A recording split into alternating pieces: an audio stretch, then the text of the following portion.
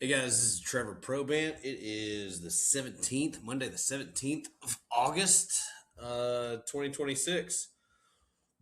Wanted just to talk about a little reminder. Like, when we as investors work on stuff, a lot of times we're always trying to get the best deal. We're always trying to, I don't know if it's get one over, but we're always looking for motivated sellers, right? We're always looking for an opportunity to add value or to buy cheap and sell high, right? Like that's basis is everything. You make your money when you buy, all the cliche things. And sometimes, and that I mean that's the key, right? You either have a way to add value, you know whether that's subdivision, whether that is horizontal, development, whether that is vertical development, whether you're going to sell owner financing, whether you're going to sell mobile home packages, whether you're going to sell spec homes, whatever the hell you're going to sell, right? What's interesting to me is I have not done a house in years. But that's what I got into, right? Read Rich Dad Poor Dad one night at a Barnes and Noble, long, long time ago.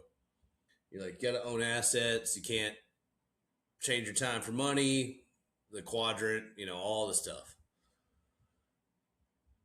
And I had made signs and I had scraped got together money and done all this other stuff. I still remember my wife I bought the great big yellow corrugated signs, and I didn't have enough money to do like a nice we buy houses stuff, and so I had her draw cash, the number 4, homes, cash for house, like all that stuff, and then she would write the phone number of the burner phone that I would use, and I would wake up at 3, 4 o'clock in the morning and drive her little black hatchback car, and I would go to all these locations in the rougher side of town, and I'd put these signs in. They're called bandit signs. And I remember one one morning I was in a rough part of town, and I was stopped there, and again it's the middle of the night. Had coffee, listened to some literally book on cassette, or not cassette, on CD. I'm sure it was Think and Grow Rich or some deal like that. I had 2 little baby boys and a young wife and everything else, but you know what? I was gonna freaking go down swinging, and I'm running out there pulling, and you're like all worried about the whoever works for the city to get mad at you or whatever. And the key to it is putting them on places where it's a public way and it's not in somebody's yard, right? And so anyway, and I go out there and I'm about to stomp in. It's summertime. It's hot as hell. It never rains where I live. It's pretty shitty, to be honest with you. And I start trying to push down with my foot these little metal stakes in there to hold up that sign. All of a sudden, I feel something just stab me in the right calf. I was wearing shorts. It's hot. Hell, is 80 degrees at 4 o'clock in the morning. And I feel something just like stab me in the back of the leg. And I was like, good lordy, got a loose dog, whatever the hell it was. And I freaking jerk and turn around, and it's a damn rooster from one of the not so nice houses, a couple houses down. And I remember trying to kick the rooster. He keeps trying to get at me, and I'm whatever. Anyway, getting the little black hatchback, and turn on, get heart racing, all that stuff. And I just remembered, like, I was like, do I want to do this stuff? Right? Do I want to do this? And it's interesting because you realize it's part of the journey, right? It's part of the journey. It's part of the, if you've, I don't know if you've ever read the Odyssey. I'm sure you probably did. I know in the state of Texas, I think almost all of us had to back in the day. But they've come out with a movie here recently with Matt Damon being Odysseus. Anyway, and it was just like one of those things where you're like, it is the hero's journey, right? To be an entrepreneur, you have to go through the hero's journey. Maybe your daddy was rich or you were already rich and then you got into investing. But in order for you to be rich, whether you were a doctor or a oil guy or whatever, you probably had to pay your dues on that too, right? But it's interesting to think about the hero's journey and thinking about it in real time. Thinking about what it actually means because you are the hero of your own life. No one else. Right? It was a reminder, like watching the movie the other day, and it was talking about, he takes forever to get there. He spends time with Calypso. He spends time, all the stuff. And he's talking about how he didn't want, he says it multiple times in the movie, like he doesn't want to be part, he was afraid of going home. And the reason that he's afraid of going home is because his idea of the Trojan horse violated the laws of Zeus, right? There's still many cultures and civilizations that still follow that, right? Even in Afghanistan and places like this, right? Someone needs you, you take them in, you give them food, water, shelter, whatever that may be, right? You don't lie, cheat, steal. You don't do any of these things. And in the end, it was the reminder. Odysseus' journey was the reminder that he's flawed and he has done wrong. And the weight of what he had done, he couldn't bear. It was an interesting thing. Like it'd been years since I've read it. And I'm a classics guy. Loved the classics. All the Hercules and the the Hydra, all the stuff like that, right? It was one of those things that I was like, man, we're all on a hero's journey. And we all get sidetracked at times, right? Is it the siren song, right? Makes you want to jump into something that you don't need to, right? Is it an addiction? Is it, sex, drugs, rock and roll, whatever that may be? Maybe it's shopping. Maybe it's porn. Maybe it's booze. Maybe it is sports, right? Like watching sports. Maybe it's some of these things. And we don't have a Cyclops eating us. We don't have, Cersei shape changing us, right? Like there's certain things there that we don't have to worry about, which whether or not that was true or not, but it's all part of the hero's journey. It's all part of what we have to overcome to get there. And man, I took my 15 and 16-year-old boys and we went to the movie. And at the end of that movie, I was just like, somebody punched me right in the freaking in between the eyes.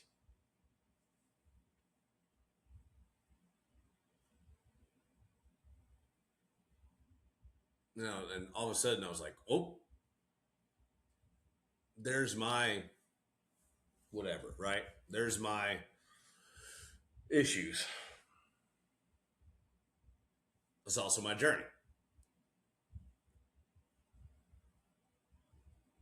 Both as an individual, as a member of community, as a entrepreneur.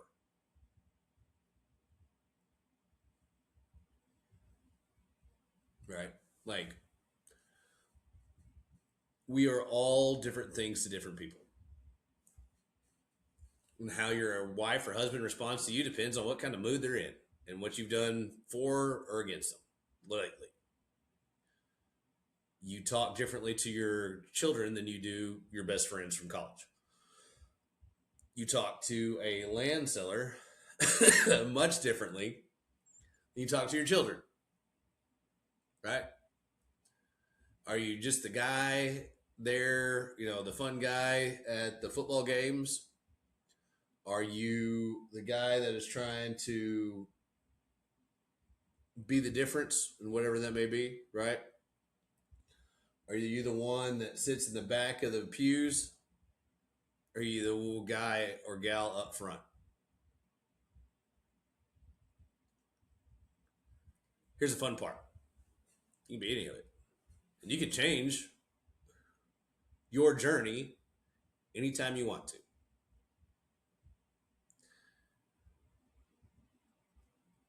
Oftentimes, I think about that. Odysseus is eating the lotus leaves, right? And it allows him when he's staying with Calypso it fogs his brain. It does not allow him to realize what is the most important things in his life. And maybe he's self-medicating, right? Like that's a crazy thing to think about. Maybe you don't like you. Maybe you don't like the family you go home to. Maybe you don't like the man or woman you have in the mirror. And here's the hard part. Entrepreneurship makes it even harder. Because when it comes to a lot of the time that we spend on this earth and our pursuits that we choose, it's much easier to point the finger at the boss, the company, the government, the whatever the hell it is. It is freaking tough looking your ass in the mirror and be like, that's on me. That is 100% on me.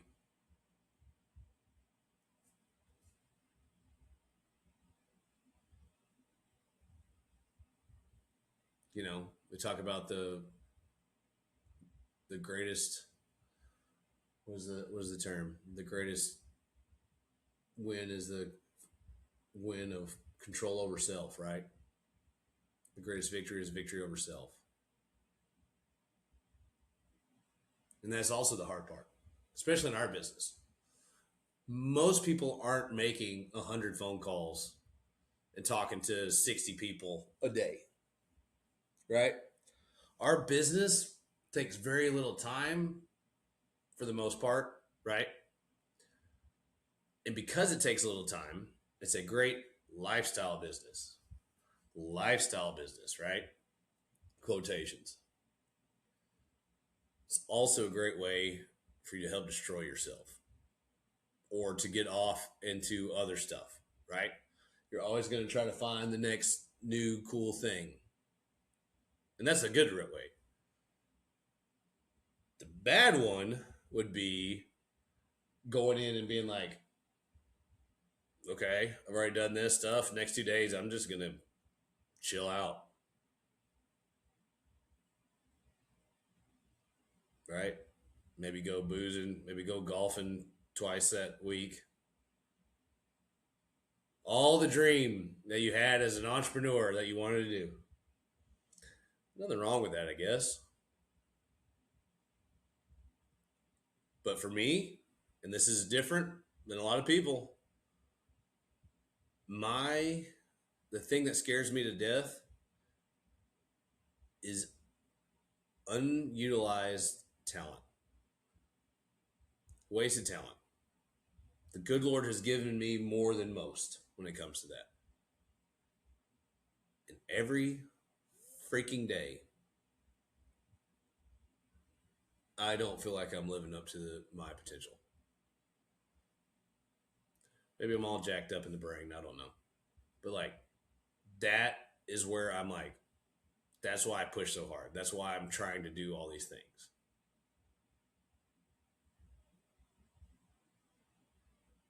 No, no. Maybe it's just part of being unsatisfied, right?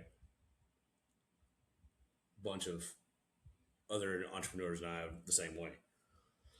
We're deal junkies.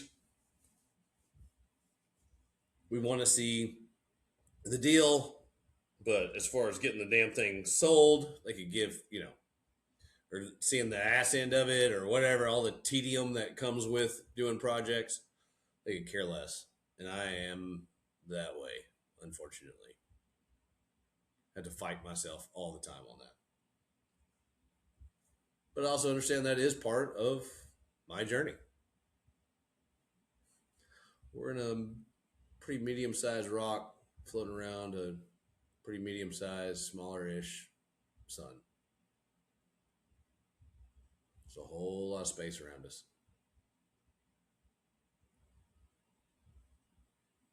That we want to worry about our response rate to our text messages on desert squares.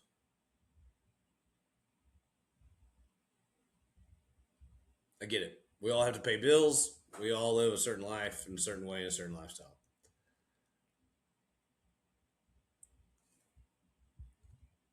I don't know. I've been in sales my entire life, but I've always only been in sales and sold things that I believed in. I'm a dirt guy through and through. Houses are cool, mobile homes are cool, all that's cool. I'm a dirt guy. I love creativity. I love bringing win-win situations. It's what I do. It's what I love.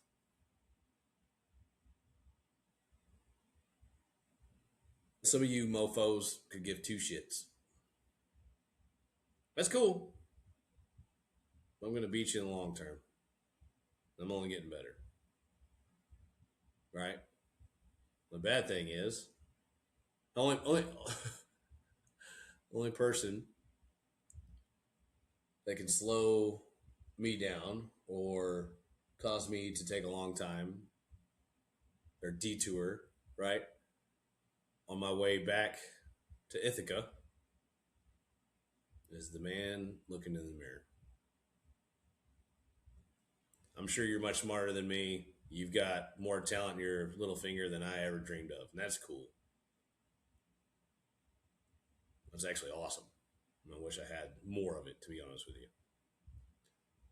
What I really, really hope, pray for you and me, but anybody else that ever listens to this or sees this, is that you realize you are the hero of your own damn life. You are the hero of your own life. No one gets to live and be laid down to rest in your grave or urn or whatever the hell you want to do. Today is the only day that you're going to get. So when it comes to that, I hope and pray that you understand, like, there's urgency in what we do, right?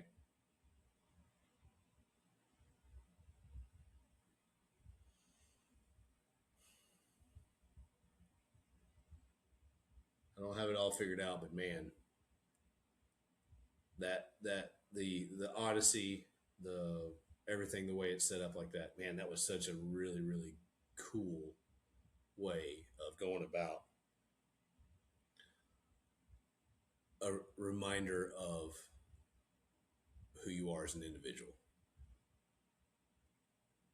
If you haven't seen it, see it. If you haven't read it, please read it. It's even way better. Homer did a wonderful job. But just like everything with Homer, right? The tortoise and the hare, whatever, any of these fables that have come for thousands of years, the reason that it does is because it still fits and still works today. Whether you were a city state in Italy or Greece or a land investor in 2026,